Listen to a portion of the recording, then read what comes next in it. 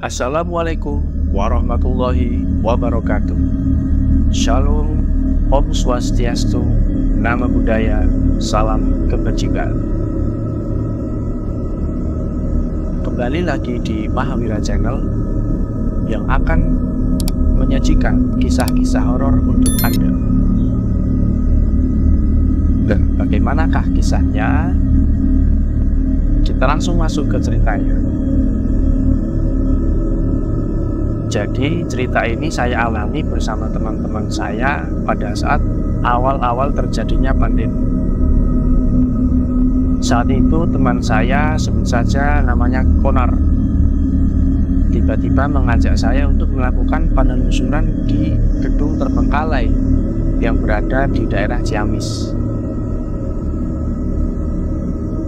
Konar mengajak saya dengan alasan untuk mengisi waktu luang. Dia adalah orang yang cukup skeptis terhadap hal-hal yang berbau mistis. Setiap kita sedang ngobrol hal mistis atau horor bersama teman, Konar menganggap pembicaraan tersebut konyol dan tidak menarik. Nah, alasan Konar mengajak saya untuk melakukan penelusuran saat itu adalah karena itu merupakan waktu yang tepat untuk dia membuktikan hal yang berbau mistis. Karena pada momen awal pandemi, kegiatan orang-orang dibatasi, sehingga malam pun terasa lebih sunyi dari biasanya. Tadinya saya ingin menolak ajakan Konar, tapi Konar bilang tetap akan pergi sendiri.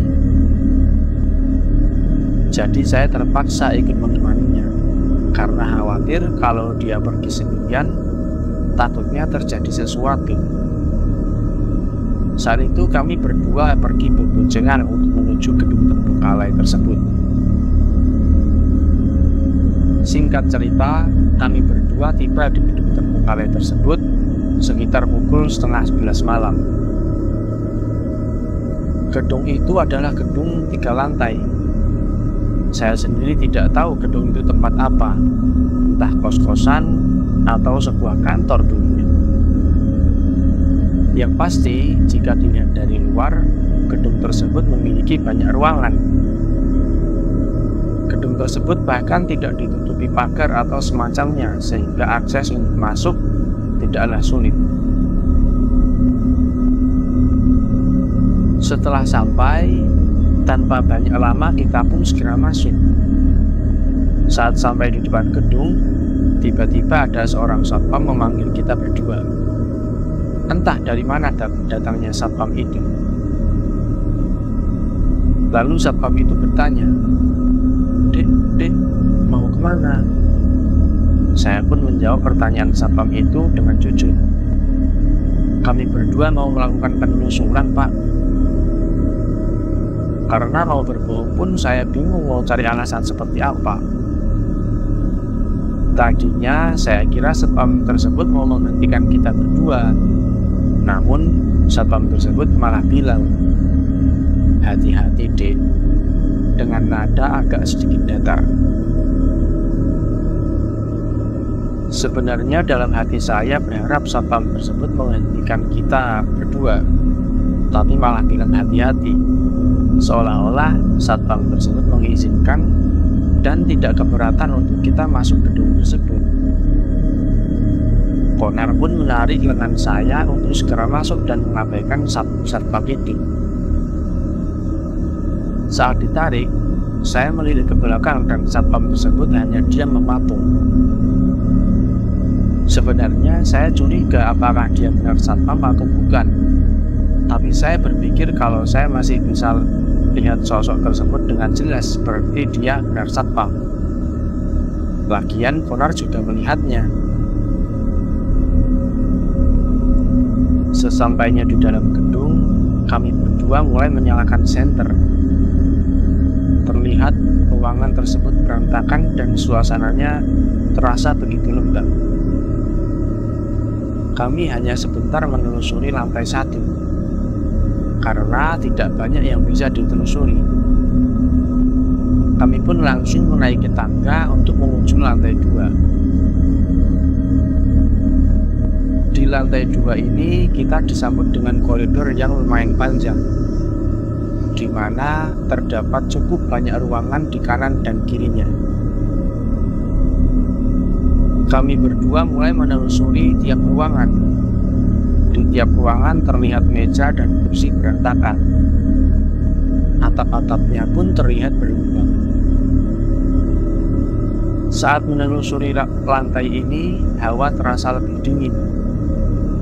Kami pun sempat menelusuri toilet yang ada di lantai ini. Terdapat beberapa bilik toilet.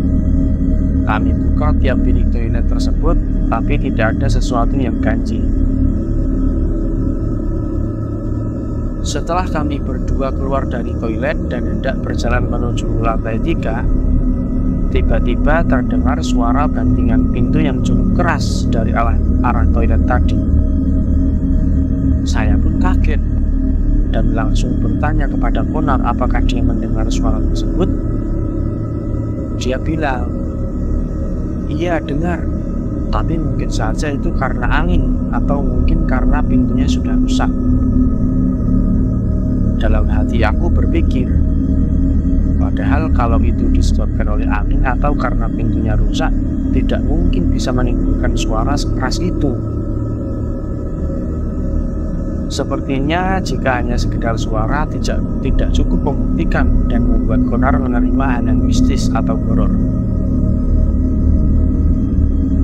Di lantai 3, keadaannya tidak cukup berbeda dengan keadaan di lantai 2.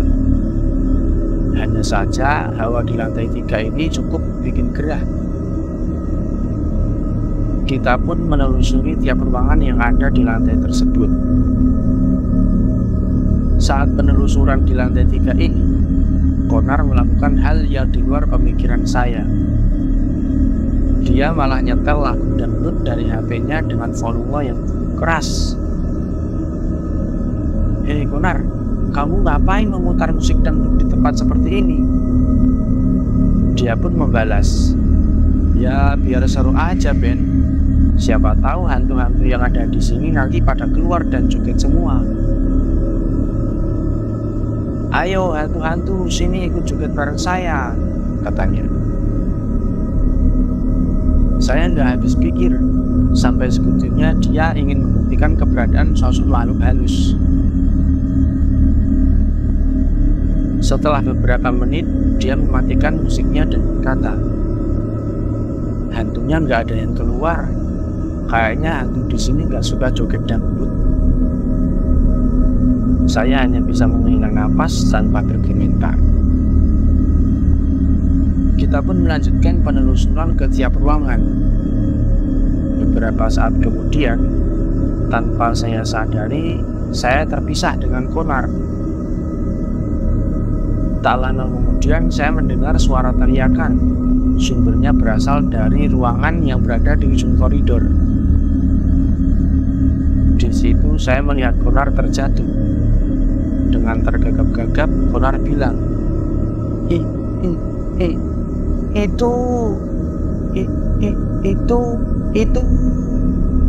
sambil menunjuk ke arah dalam ruangan yang gelap. Saya pun mengarahkan lampu senter ke arah tersebut. Saya kaget luar biasa saat melihat apa yang ada di ruangan tersebut.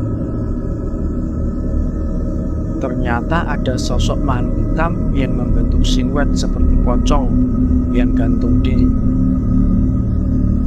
Sosok tersebut menggoyangkan gantungannya ke arah kiri dan kanan dengan matanya yang merah, menggerakkan tangannya menggeliat seperti sedang berusaha melepaskan diri. Sosok itu sambil mengeluarkan suara yang agak serak dan parau. Sekilas saya melihat dari mulutnya seperti keluar sedikit cairan seperti air liur. Saat itu saya benar-benar sangat kaget dan takut. Refleks saya menepuk pundak Konar agar dia segera bangun, lalu menarik tangan Konar dan segera berlari meninggalkan lantai tersebut. Wajah Konar saat itu terlihat sangat pucat saking paniknya. Saat tiba di lorong koridor lantai 2, Kita berdua melihat sosok makhluk berbaju putih dari kejauhan di ujung koridor. Sosok tersebut berputar-putar dengan kedua tangan yang direntangkan. Sosok tersebut berputar-putar seperti sedang menari. Kita berdua terdiam sejenak dengan keadaan sangat ketakutan. Saking takutnya, tanpa disadari kaki saya bergetar karena saya menyadari untuk pergi ke lantai 1, kita berdua harus melewati sosok tersebut. Seketika lampu senter kita berdua tiba-tiba padam dengan sendirinya. Seluruh ruangan menjadi sangat gelap gulita. Saat itu dalam hati saya berucap, bisa-bisa hanya senter mati dalam keadaan seperti ini, seperti adegan klise di film horor saja. Saya pun langsung menyalakan lampu dan HP. Saat saya menyorot ke arah ke depan, sosok tersebut sudah tidak ada. Saya pun langsung berlari sambil menarik tangan Konar yang saat itu hanya terdiam dengan ekspresi wajah panik bercampur rasa takut. Saat berlari di koridor menuju lantai 1, terdengar suara tawa cekikikan yang menggema, entah dari mana sumbernya. Sepertinya sosok tersebut merasa puas sudah bikin kita berdua ketakutan. Saat di lantai 1, kita berdua bergegas langsung menuju motor. Saat sedang berlari, saya refleks melihat ke belakang. Takutnya ada sosok yang mengejar kita berdua. Pas saya nilik ke belakang, terlihat ada sosok satpam berkumis yang kita jumpai tadi sedang diam di depan pintu masuk gedung tersebut. Satpam tersebut melambaikan tangan seperti mengisyaratkan, "Dadah, terima kasih sudah berkunjung."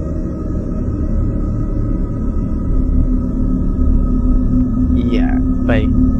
Itulah sebuah kisah dari pengalaman dari dua orang cowok yang melakukan uji nyali di sebuah gedung terbengkalai. Baik, itu saja kisah yang bisa saya bawakan pada kesempatan kali ini. Buat kalian yang memiliki kisah-kisah horor yang akan ditampilkan di video kami, bisa kirim di email yang akan kami cantumkan di deskripsi. Terima kasih semuanya. Wassalamualaikum warahmatullahi wabarakatuh.